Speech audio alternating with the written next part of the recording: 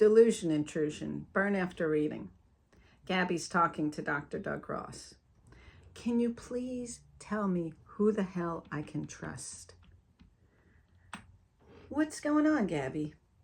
I never thought I was going to be in here for this long. I thought I would have flatlined by now or miraculously recovered. Doug, you have great imagination, my dear. Gabby, anyway, I just want to feel normal. So I thought I'd continue my therapy sessions in here. Get ahead of the game of processing this experience.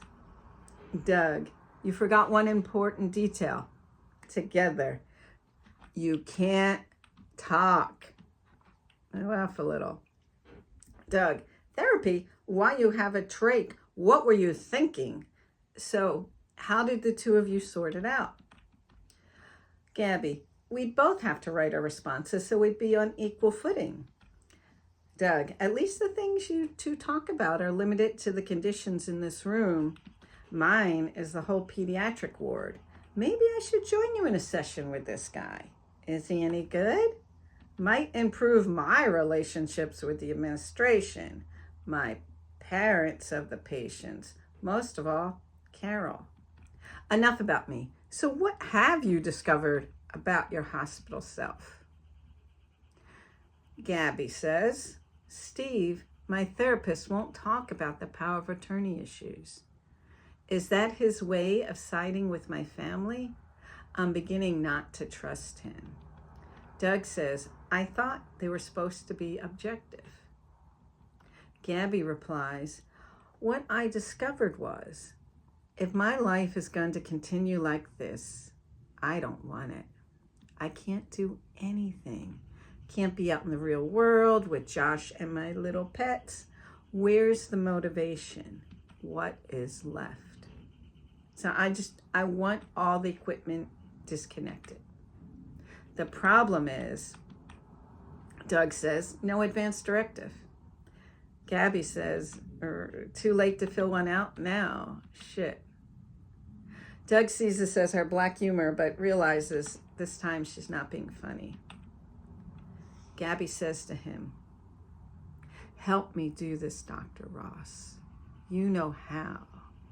You've done this before. Remember? Doug replies, Gabby, listen to what Josh is telling you, what I'm telling you.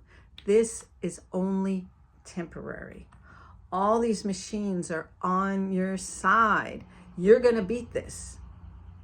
All this stuff is making you stronger.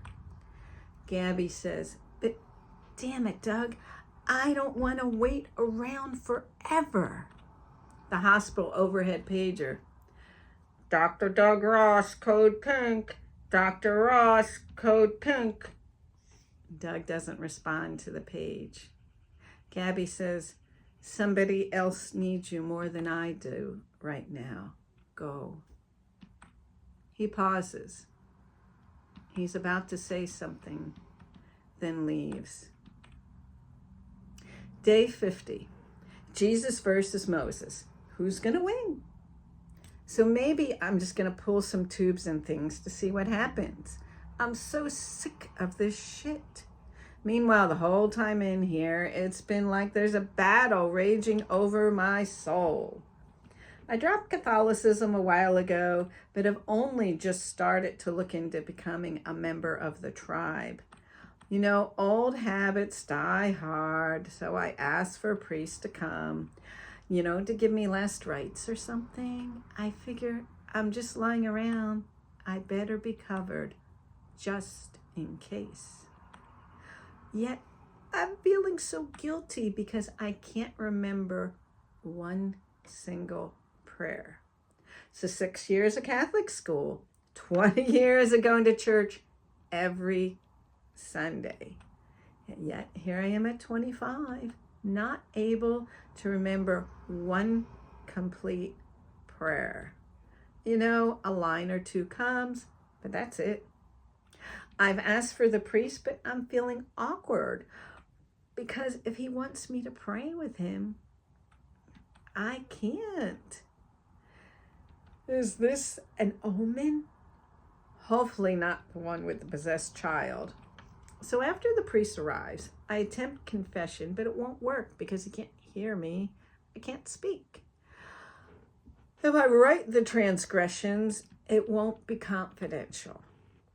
I don't remember exactly what we did, but I assume I was forgiven for whatever he thought I might have done in my short life. Maybe he thought, well, I don't suppose she's killed anyone. Maybe just a little premarital sex. I guess we can forgive that. Now that confession's over, he asked me if I want to receive communion. Well, I'm going with the flow. I figure, it can't hurt. I can always call the rabbi later and cover all my bases. So he does the blessing and pulls out a small circular gold container from his pocket. What an interesting concept. Christ to go or take out communion. As he's preparing the host, I keep wondering about the wine.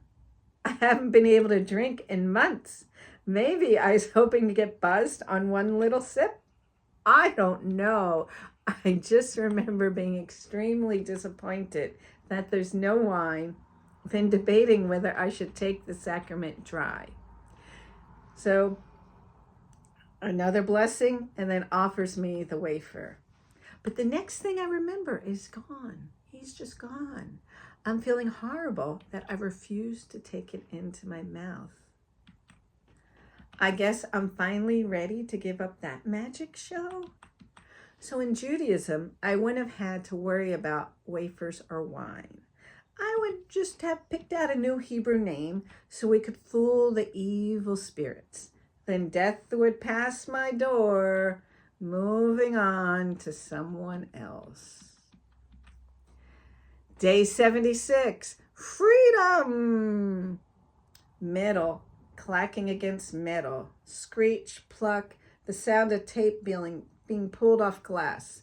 Thanks for getting all my cards. I really appreciate it. Disbelieving smiles. No one is quite sure that this is really happening. The time has come for me to leave. An outsider's glance reveals me, a human clothes hanger. The outfit, once sexy tight, is barely hanging on to my skeletal frame. The workers dressed in white, soft voices. The too big wheeled utensil is placed in front of me. Miss, you must use this, says the orderly. I wonder where James is today. I don't want a damn wheelchair. I want to walk out. Just saying the words is tiring. I sit down and shut up. The sound of rubber rolling along the linoleum in a rhythmic beat. The sound of the closing of the elevator doors. Lights fading out as time and space passes. The descent mingling with the antiseptic aroma. Doors opening wide into an indoor parade of applauding front desk staff. They're so happy. We'll miss you. Come back and visit us, a few of them say. Yeah, right. They have to be fucking kidding me. I love them all, but I never want to step inside this hospital again. My eyes blinking more and more rapidly, adjusting to the bright light coming through the giant doorway. They begin watering like a sudden shower. Whoosh, the automatic doors open. My hands are placed on a metal scaffold on wheels, and it's put in front of me. I'm mortified. I have to use what I call a rolly walker. I open my mouth to protest, but the walker starts rolling on its own. Damn, I can't hold or control anything. Can I keep up with it? Shit. My protest closed down. My two childhood friends follow on either side. They aren't quite sure if they will have to quickly rebalance their triumphant friend. At the corner, at least I can raise my arm enough to flag down a taxi, a true New Yorker still. The golden chariot stops. The door opens, then closes, whisking us off into heavy traffic. The next piece is called Burn After Reading, Part 2. Again, it's a dialogue between Gabby, her hospital therapist, and Gabby and her post-hospital therapist. It might be a little confusing for everyone to follow with just me reading. So again, I'm going to post it in the comments. And man, oh man, who knows why my voice is like this today? Allergies. We're on to sexual healing. It's been a couple months since the hurricane winds. I've dropped the wig for good. I'm sort of, back on my feet. I put some weight on. I learned to cover up the trach scar so it almost looks natural. So externally, okay. Internally, Bagel has just crossed over the Rainbow Bridge, erasing much of the emotional progress I had made. Suddenly, I found myself in a relationship with another Israeli, of course. Can he save the day? Mr. Bewitching. Mysterious eyes, seductive lips, sexy sports car. My dopamine sensors lit up for the first time in years. Better than cocaine or Special K. But this wasn't something you'd snort. Boy, was he hot. And the perfect match. On our first date, we're making out. I stopped to tease him by saying, "Take it easy. I need a break to breathe." He replied, "Don't worry. I'll breathe for both of us," then proceeded to kiss me even more passionately than before. Oh, those words.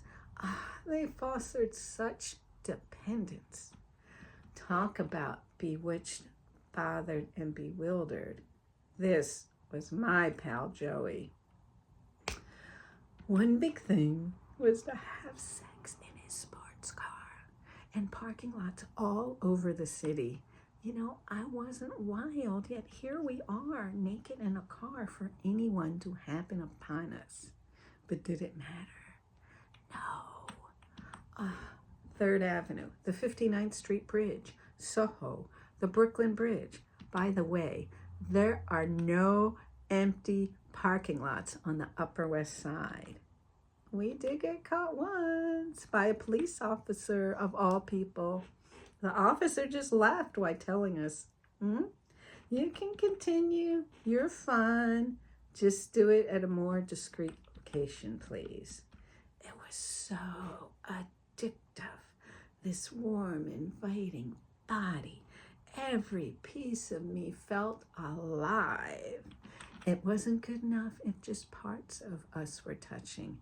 It had to be the complete sensory experience. And it was never enough. Remember, I had residual heart damage, so sometimes during our sessions, I'd experience chest pains and faintness, but I wouldn't stop. Oh, no way. And I wouldn't tell him what was going on either. I just couldn't step back from this connection of getting my injection of life. So maybe with the hot sex in the car, somehow I was trying to make up for the time of sensual deprivation that I went through in the hospital. Here was some man worshiping my body, never seeing or wanting to see what I was before. Some bedridden skeleton. All that mattered right now was the moment. All his hugs, caresses, and kisses. Could they fill the void of living there in the hospital, alone, abandoned, without family or my lover? Maybe if he would hug me just one more time, it'll black out the nightmares. Maybe it would erase the memories of the unwanted, scarred, stitched up being hooked up to tubes and all that machinery. Can this mechanical human take the place of all my stainless steel life support that was my constant companion for so long? Unfortunately, my Joey was a lame stand-in for Clooney. Damn, my hopes dashed again. But now, when I pass by the parking places, I believe that those lots made space towards me breathing on my own again. That's life. So I'm sleeping on my futon when all of a sudden the TV turns on. It's been on the fritz. It hadn't worked in weeks. So this Clooney character, Matt Kowalski from Gravity, is on the screen. Kowalski, you have to let go. Blares through the speakers. I wipe my eyes. Kowalski, tell me you're going to make it. I sit up and mumble. Oh, those brown eyes. Am I dreaming? The Clooney character repeats, tell me you're going to make it. I say with Sandra Bullock's character, I'm going to. Then as randomly as the TV turns on, it turns off. The room is silence. Make it, I finish. So as usual, there'll be a music playlist in the comments. Don't forget to like, subscribe, and share with those who need it. So next time, we're gonna go into what you should have learned from my experience. Like what you should learn from all those crazy TV doctors. And remember that question from the beginning? So who had it the toughest in my story? Was it the patient, the caregiver, friends, family? Who do you think changed the most after these events? And again, thank you for going on this experiment with me. Something I'm giving a try, and I just want to create community so people have a place to exchange some information, a little bit of comfort, to know that they're not alone in their chronic illness or health journeys. Thank you.